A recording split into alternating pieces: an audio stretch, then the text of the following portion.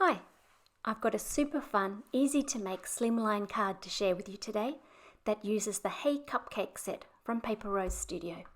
Welcome to my YouTube channel. I'm Donna, an Australian who swapped life in rural Australia for the bustle of Tokyo, Japan. Let's make some cards together. I've started with a piece of white card. This is 3.5 by 8.5 inches, or if you're working in centimetres, 9 centimetres by about 21.5 centimetres would give you an equivalent. And I'm blending this with Distress inks in picked raspberry and mustard seed. I'm going to show you the blending of one of the panels, which I've blended using a lighter hand. Later on, you'll see a second panel, which I've gone much heavier on. Now, the wonderful thing about this background is that you don't need to be too careful about how even your blending is. So I've just laid a bunch of ink down without worrying too much about getting the colour too even, because all of the splatters and all of the action that goes on top of the colour is going to hide any imperfections. This is a great kind of background for anyone that's still learning to blend ink. You can see the two panels here side by side. Now, unfortunately, I lost a little bit of footage where I was spattering the white gouache and also the black paint, which was a black Gansai Tumbi, which is a really thick, creamy paint. But you can see me spattering the Rose Madder Genuine. I've used a fairly thick mix of the paint and a small brush so that I get small spots. And now I'm drying it because basically I'm impatient. And now onto the stamping. This Hey Cupcake stamp from Paper Rose is just so much fun to colour, and I imagine it would be fantastic for small children to colour it too, with their textures, their markers, their pencils, whatever they have. This stamp is so detailed that it'll show up beautifully no matter how you colour it, because the stamp does so much of the work for you. I'm fussy cutting before I do my colouring, and I thought I'd leave a little bit of the footage in here so that you can see just how slowly I cut in order to get a nice neat edge. I chose a nice range of gelato coloured Copic markers for this project, and I'm going to list all of the colours that I've used on the screen. I've included the footage of colouring just one of the cupcakes, and I'll leave you with a little bit of music to enjoy while you watch that. I'll be back very soon to construct the card.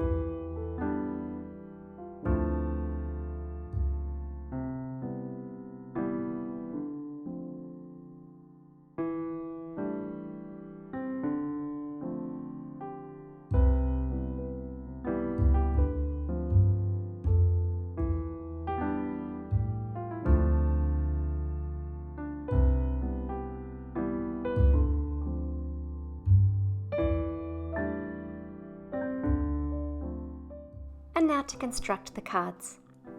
I've trimmed down each of the panels to be about 1/4 of an inch or 1/2 centimetre smaller than the original panel, and I've saved those strips.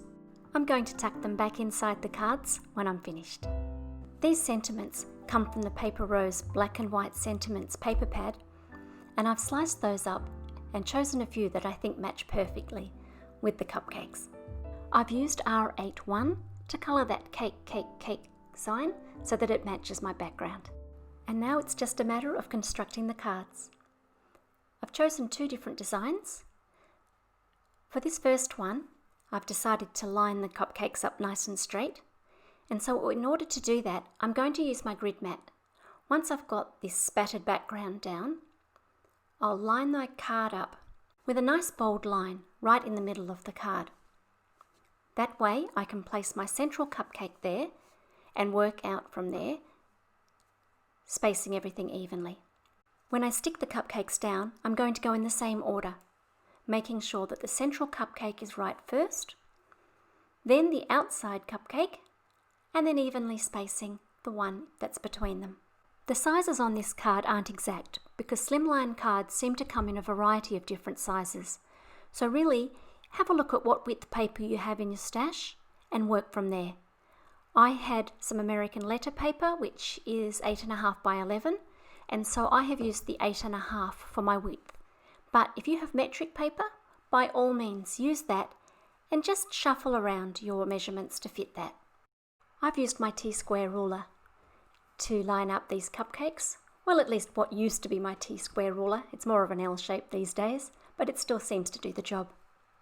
The sentiment I've chosen says, "Your smile brightens up my day," which I think is perfect for this kind of bright card. I've used my Memento marker to go around the outside of that sentiment so that you can't see the white card poking around the outsides. And then, as a final touch, I've glued my leftovers to the inside of the card. I thought I'd show you a little bit of the construction of the second card because of this nifty trick with the Glad press and seal. I've heard that it's quite hard to get a hold of in Australia. Here in Japan, I picked it up at a local supermarket. And I know that it seems relatively easy to get a hold of in America. But if you live in Australia and you know where to get press and seal, could you please help us out by leaving a comment below so that others can find it if they want to try the same trick. So, press and seal is lightly tacky.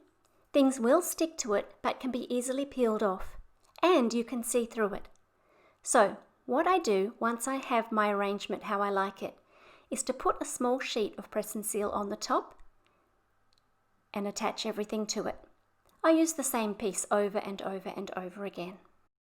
I also attach the press and seal to my card, and I use the bit that's attached to the card as a hinge. I peel it back and then put some adhesive on the back of my very back layer. I then close the door and let that first piece stick before carefully peeling open my hinge again and adding adhesive to my next layers. I often use foam tape for my very last layer, which will end up on top. And now I'll leave you with some close-up pictures of each of the cards. I hope you've enjoyed these and that you give it a go yourselves. Please don't forget to like this video and to subscribe to see more cards and hear more Australian accent. Also, let us know where we can get that press and seal. Stay safe, everybody.